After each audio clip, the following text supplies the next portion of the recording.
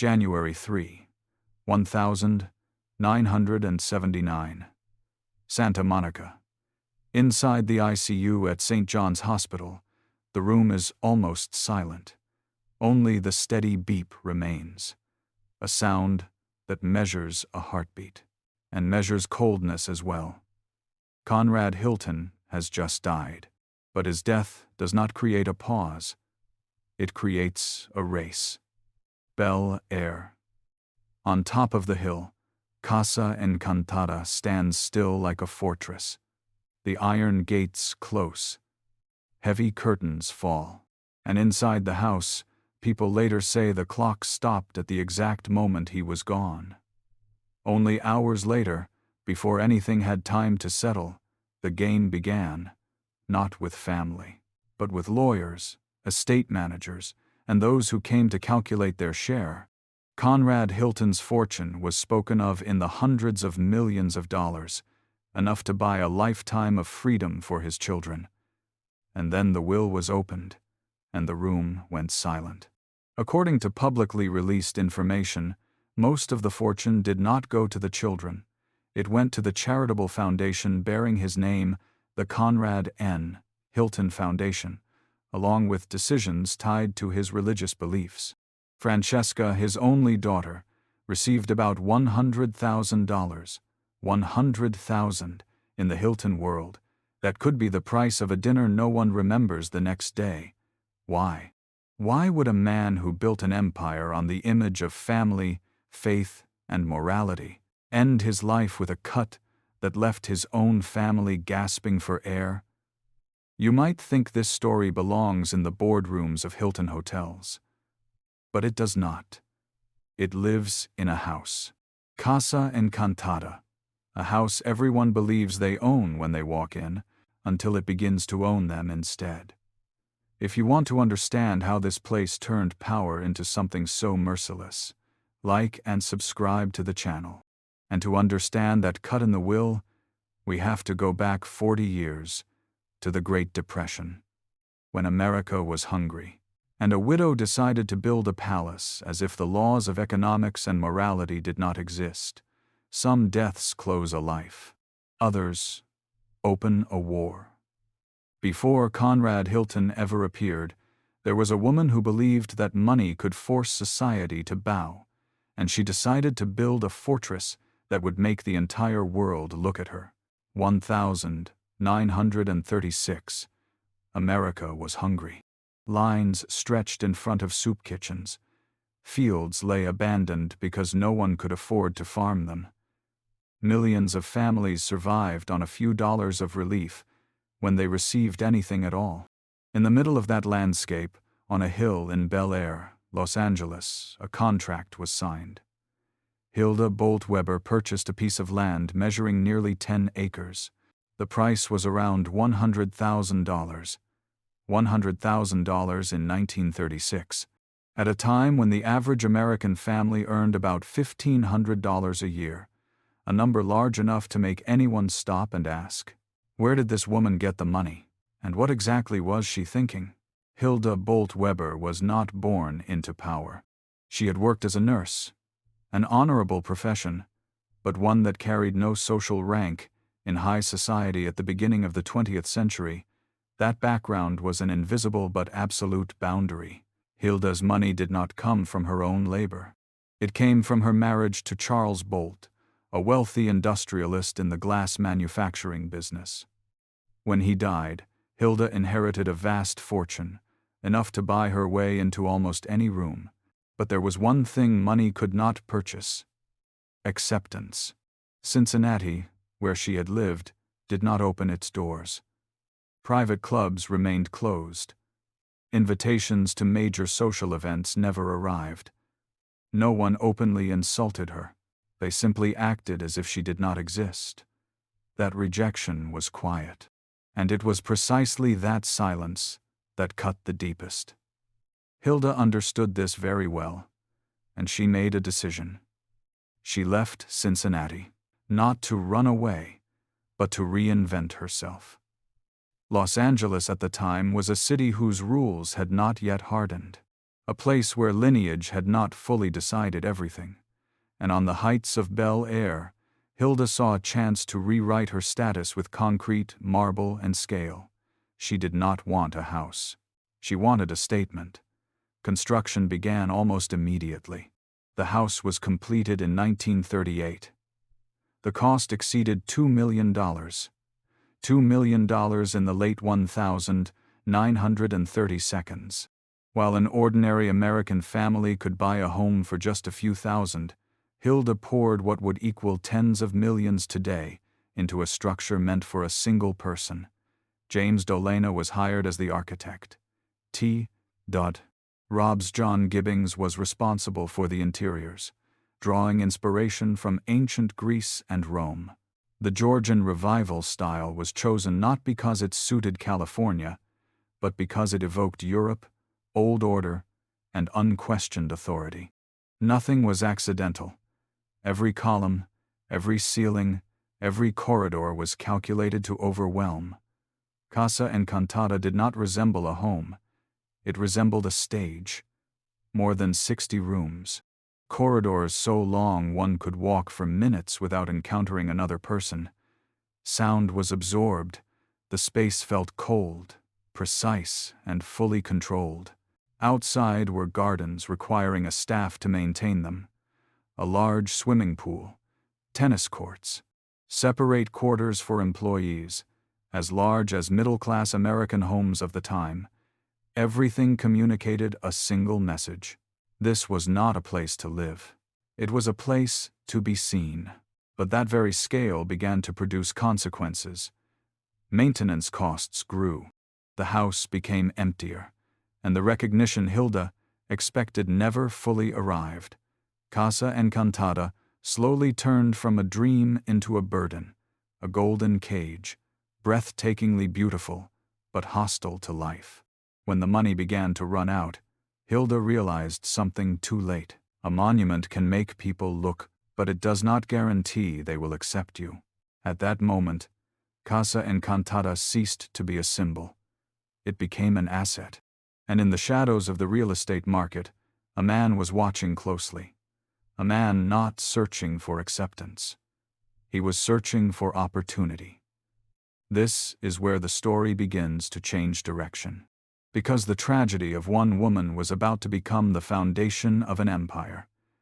As Hilda Bolt-Weber slipped into desperation, the real estate market fell silent. No calls. No interest. Casa Encantada was listed, but no one came. The house was too large, too expensive, and too cold for an America still recovering from economic collapse. The price dropped. Then dropped again. What had once been a monument of ambition now stood abandoned on the hill above Bel Air, unwanted. Across the country, someone was watching carefully. Conrad Nicholson Hilton had not been born into privilege. He came from Texas, shaped by discipline, faith, and a belief that anything which failed to generate value was a liability. During the Great Depression, Hilton had nearly lost everything. Hotels taken by banks. Control slipping from his hands.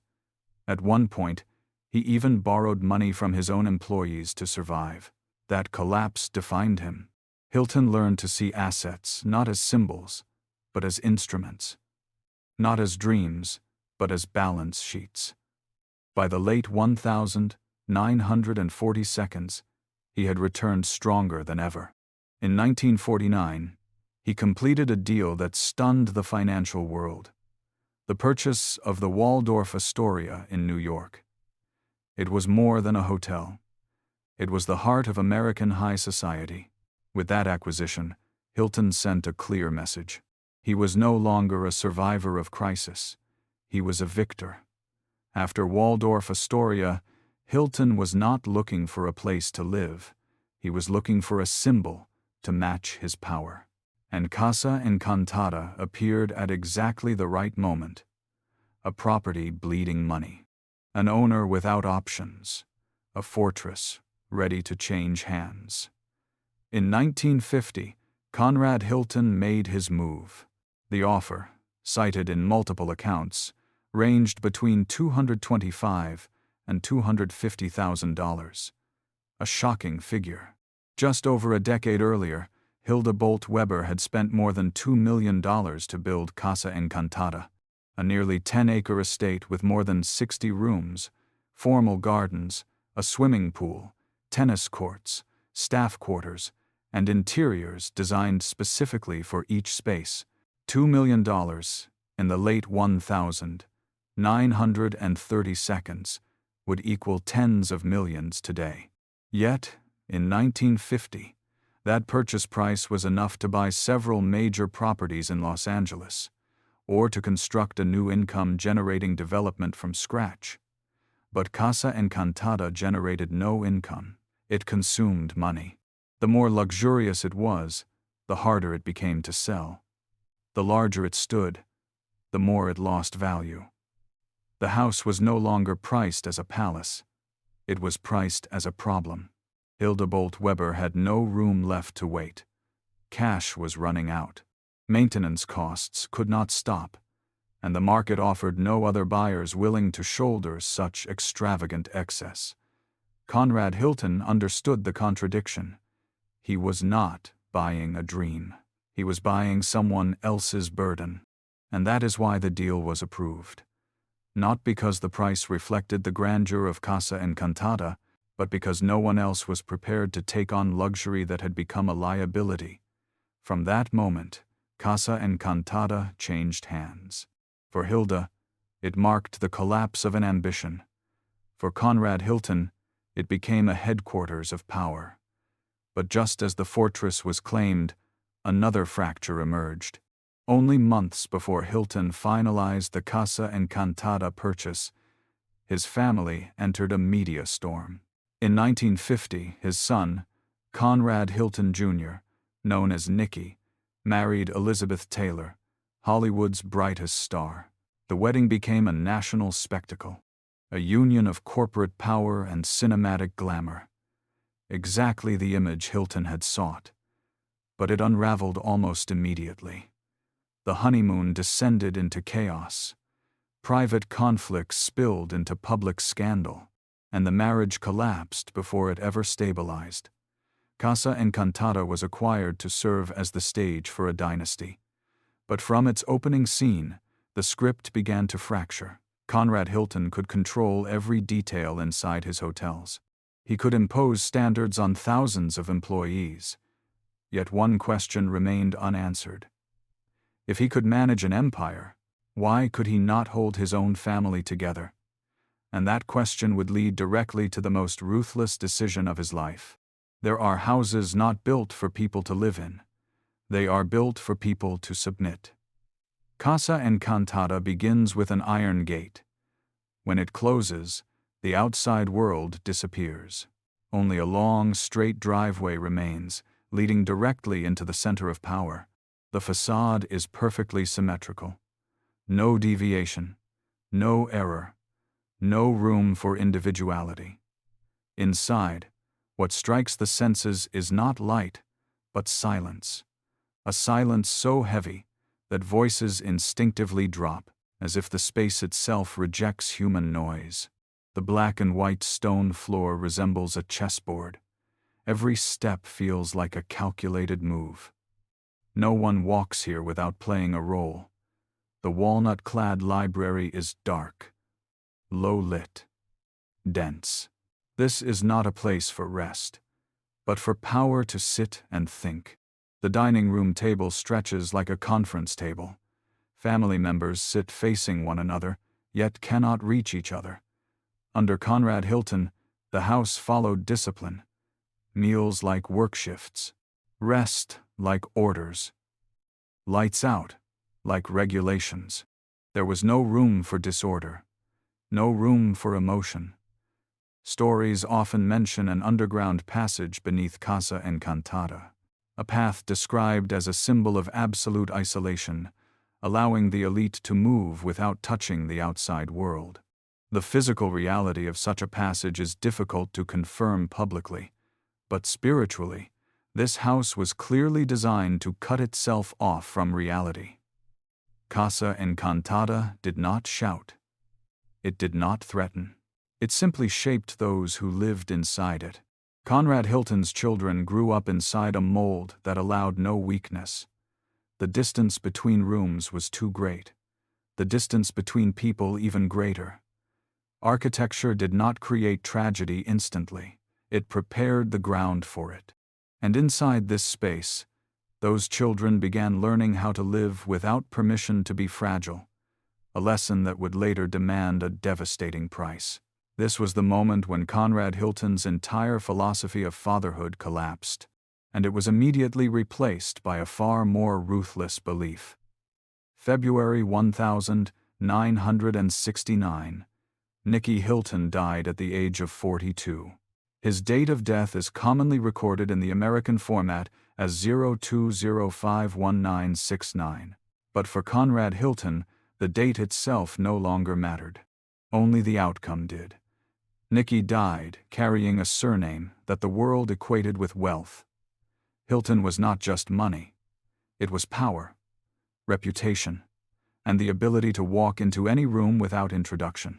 Nicky grew up surrounded by America's most luxurious hotels, private planes, presidential suites, parties where alcohol, lights, and attention were never in short supply. Children born into the Hilton family did not need to dream. Everything was already there. Yet the official cause of death was reduced to just 2 words: heart attack. The truth was far more complex. Nicky did not die in a single day. He died slowly, over many years, inside a world of excess with no limits. Born with every privilege, Nicky grew up beneath an overwhelming shadow. The Hilton name came before any personal effort. Every mistake was magnified. Every night of indulgence was documented. Every misstep became a headline. Alcohol was not merely entertainment. It was a way to numb pressure. Gambling was not just a game. It was the only sense of control in a life where everything else had been prearranged. Self-destruction did not arrive as a sudden collapse. It arrived through endless parties, sleepless nights, money lost, without leaving a financial scar, but carving deep psychological fractures. His marriage to Elizabeth Taylor, once seen as the peak of symbolic power, quickly turned into a public disaster. Hollywood and the Hilton dynasty collided under camera flashes. Scandal followed scandal, and the family's reputation was exposed to public scrutiny in ways that could not be contained. To Conrad Hilton, this was not merely the tragedy of a son, it was evidence. He did not see a child consumed by wealth. He saw the consequence of money given to someone who had never been forged by scarcity or discipline. At the funeral, Conrad Hilton stood perfectly straight. No tears, no lament. Only a cold conclusion forming in his mind. If excess had destroyed his eldest son, then deprivation was the only way to prevent the tragedy from repeating. But it is here that the story takes a darker turn. Because saving children by stripping them of inheritance, is that still salvation? Or is it simply a more refined form of punishment, wrapped in law, wills, and in different numbers? That question would not be answered yet. It would wait for the moment Conrad Hilton put pen to paper on his final will, and from that moment on, there would be no turning back. After February 1969, when Nicky Hilton died, the Hilton family structure changed forever, not through public arguments, but through a long, sustained silence. From that point on, Casa Encantada was no longer a family home. It became a place governed by rules. If you were inside the system, you survived. If you were outside the system, you disappeared. Francesca Hilton fell into the second category. Francesca was Conrad Hilton's only daughter. Her mother was Ziza Gabor, a Hungarian-born Hollywood star, widely known in the 1,940 seconds and 1,950 seconds for a glamorous, free-living image and a highly public personal life. Conrad Hilton and Ziza Gabor married in 1942 and divorced in 1947. Francesca was born after that marriage had ended. From the beginning, Francesca did not grow up in Casa Encantada. She was not raised within the strict discipline Conrad Hilton imposed on his sons. Legally, Francesca was a legitimate child, but in the way the family operated, she remained outside. Throughout the 1,950 seconds and 1,960 seconds, Francesca appeared at Casa Encantada only occasionally. Those visits were ceremonial in nature. There was no everyday family life, no lasting closeness. Meetings took place in the house's most formal spaces, most often the library or the main sitting room. Francesca later described those encounters as conversation, not a father and daughter relationship. One detail repeated year after year was Christmas. Francesca did not receive objects. She did not receive keepsakes. She received an envelope with a check inside. Accounts in memoirs and interviews often describe the amount as a few $100s. In the context of Conrad Hilton's wealth, already measured in the hundreds of millions of dollars, those sums were symbolic rather than meaningful financial support. The message was unmistakable. Nothing was unconditional. During the same period, Baron Hilton, the second son, chose a different path. After Nicky's death, Baron became the only son still inside the system. He joined Hilton Hotels and worked within its management structure, not on the basis of family privilege. Baron did not resist, did not openly disagree, and did not demand an heir's position. He chose adaptation. In Conrad Hilton's order of things, this was the acceptable choice. Francesca had no comparable option. She was not given a role in the company. She was not trained to inherit. She was not treated as part of the long-term structure. In the 1,970 seconds, Francesca tried to build a life of her own, working in acting and stand-up comedy. At the same time, she began asking questions about her legal standing within the family. Some disputes involving benefits and the will were referenced in later American press coverage. According to sources such as the Los Angeles Times, Francesca did not gain the upper hand in those legal demands. The law favored a structure that had already been prepared in advance. But this is where the story turns. As Conrad Hilton entered his final years, he did not try to repair family relationships. There is no recorded effort at reconciliation. Instead, he reinforced legal arrangements. From this point on, the question is no longer whether Francesca would be recognized. It is why, from the beginning, she was never brought into the system at all. The answer lies in Conrad Hilton's next decision, and it would be written in ink, not spoken aloud. In January 1979, Conrad Hilton died at the age of 91. His death brought an end to a business career that had spanned more than half a century. But it also triggered a chain of legal events that the Hilton family could not avoid. The will was made public shortly afterward. According to its terms, the majority of Conrad Hilton's assets, including his controlling interests and shares connected to Hilton Hotels, were not passed directly to his children. Instead, they were transferred to the Conrad N. Hilton Foundation, the charitable organization bearing his name, created to support religious and humanitarian causes over the long term. His children were not completely disinherited, but what they received was carefully structured to prevent control. No voting power, no governing authority, no path to influence the future of the company. The document reflected a belief Conrad Hilton had embraced in the final years of his life. After the death of his eldest son Nicky in 1969, he became convinced that wealth, when given too freely, could destroy rather than protect. For Francesca Hilton, the will was not merely a financial matter. She was Conrad Hilton's only daughter. Yet the document placed her entirely outside the long-term structure of the family. No corporate role, no training for succession, no mechanism that allowed her to exist within the Hilton system beyond symbolic acknowledgement.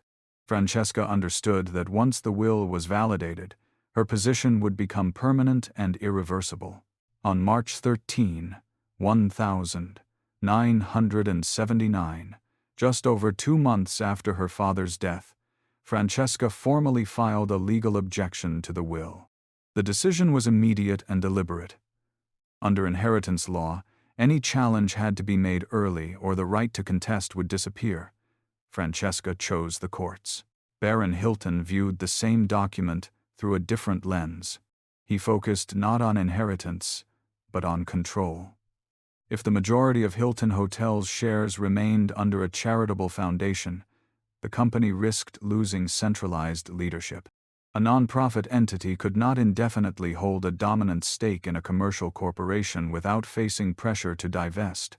Baron believed that without intervention, the Hilton empire could fracture or fall out of family hands entirely. While Francesca fought for recognition, Baron began pursuing a separate objective: preserving control of the company through every legal mechanism available. From late 1979 through the early 1980s, the family entered a prolonged legal battle. Francesca argued that the will excluded her from the family in a way that was fundamentally unjust.